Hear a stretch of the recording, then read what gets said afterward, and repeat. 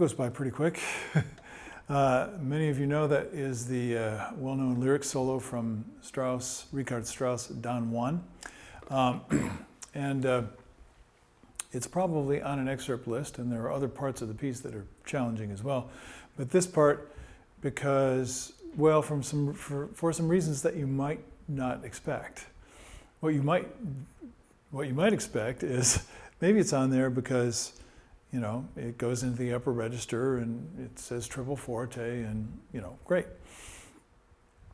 But one of the real reasons is that at the beginning, for about half of this little excerpt, you're playing with the violins.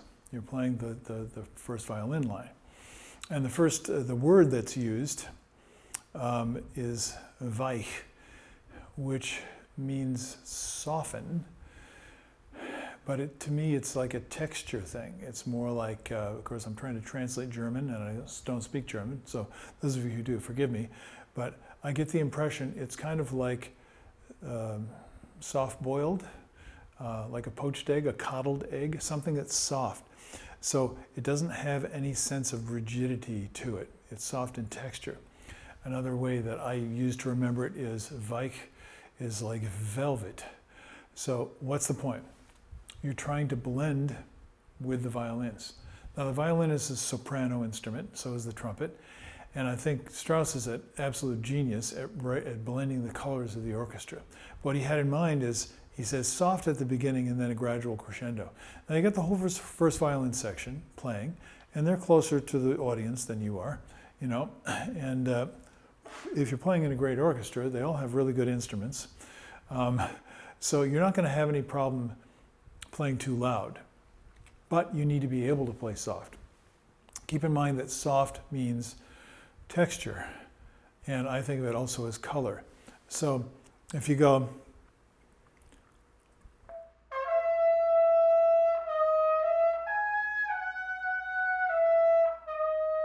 so you're just squeezing it and the sound is emasculated, you know, it just doesn't have any guts to it, doesn't have any body to it. That's pretty much useless. So put yourself in the frame of mind. As a matter of fact, if you have a violinist friend, play it with them. And they're going to be playing louder than you are. But you're going to enhance the sound. That's what you're trying to do here.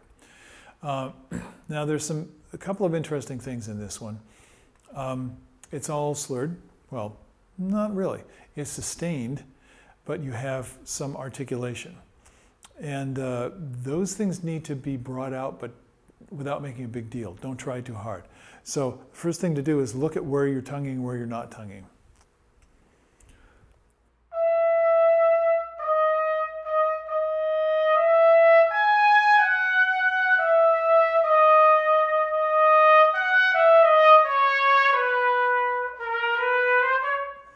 It really indicates gestures and phrases. So it's dee, da, da, da, da, da, da, da. And that's the way he's got it marked. So use that as a guideline so that you're not just playing like a sine wave, you know, something straight. It has a lot of flexibility to it. Now he says espressivo. And then later on it says molto appassionato and sempre un poco stringendo. So stringendo is this feeling of wanting to rush, this feeling of kind of pressing ahead. It's not an accelerando exactly. It's the excitement is increasing. That leads me to another point, which is this is very passionate music, and it's very easy to get involved in the music. And I've heard some recordings. I played with Dick Smith in the Kansas City Philharmonic, and Dick was one of the well-known principal trumpet players of the Cleveland Orchestra under Zell. And he had a problem with alcohol, so he wasn't able to keep his job, but he was a wonderful lyric player. And there's a well-known recording of Cleveland from back in that time where, you know, he chips the note. Well, you know, that's the take that they used, of course, because the orchestra sounded good. So you have to be careful to not get too excited. Don't get too involved in the music. Now, you can err on either side of this. You can become like, Mr. Spock from Star Trek, where you have no emotional connection, whatever. It's all reason, it's all logic. And so you can end up playing it absolutely correctly with the right, doing all the right things with the sound, with the articulation, with the vibrato, and everything else, and still without any emotion. I don't like that. That doesn't work for me. I need to let the music move me, but I'm very excitable, so I very easily get moved too much so that I start to lose control. In other words, I get too excited, I get too involved in the music. This is very similar to an actor that needs to maintain their composure while at the same time presenting emotion that's very, very powerful. And it's a strange kind of split frame of mind where you're allowing yourself to feel these things, but you're also standing aloof from them at the same time. It's a lot like any kind of high intensity activity, like if any of you have had experience landing a fighter plane on an aircraft carrier, which most people have not had that experience, in 12-foot seas at night. That takes a certain personality type in order to do that. And that means you're very, very intensely engaged, but you're not emotionally upset. You're not emotionally moved. You're just watching it happen. So that's the mindset. Now, you may have trouble with doing that, as I do, or maybe not, but see where you fall on the spectrum and keep that in mind as you're working on this. Let me go back and I'll try the middle section where it starts to build up.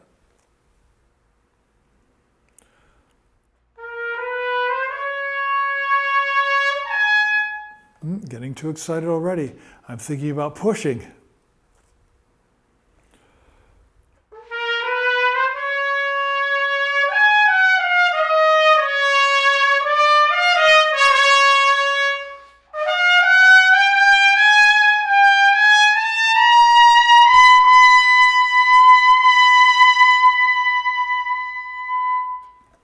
So two things to keep in mind with the tempo. Generally, traditionally, it slows down a little bit going into the B, the climax of the line, and so practice it straight, and then practice it with a little bit of phrasing, a little bit of relaxation into that point of resolution, and then the tempo changes. So if you listen, you need to get that in your ear so that you're aware of that. You're not just holding a note. You've gone into a new tempo, and it's relaxed. It's much more relaxed. So at the highest point of energy, the tempo relaxes. So this is kind of an interesting problem in terms of your perception. Keep that in mind.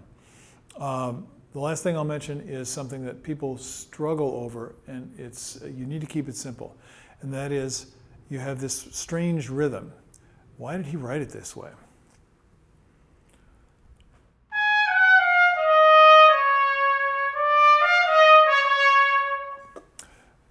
So what I'm going to suggest that you do is that triplet, quarter note triplet. So it's dee dom da dee da da dom, dee da da da da da dee da da da. Make sure the triplet fills up all the space, but not too much. Dee da da da da da dee dom, dee da da dom, dee dom da dom. That'll keep you in rhythm. And then if you know where your next downbeat is, dee da da da da da dee dom da dom, dee dom da dom. It'll feel perfect to you. But you see how I'm doing it right now? That's the way I practice it. I'm not going to play it over and over again on the trumpet. When I do play it on the trumpet, I'm going to record myself to make sure that I'm actually doing what I'm thinking musically in my mind, because sometimes there can be physical, technical obstacles that you're not even aware of that keep you from getting that timing just right. Okay, so this is a short little excerpt, and it's a very impressive one. It's the kind that you can really get their attention in an audition, especially if you have a beautiful sound and tremendous dynamic control, and you have no trouble playing the upper register. You can really show off your skills on this one. So work toward that. I hope that keeps you happy, and I'll join you next time. So thanks for spending some time with me. Have a great day.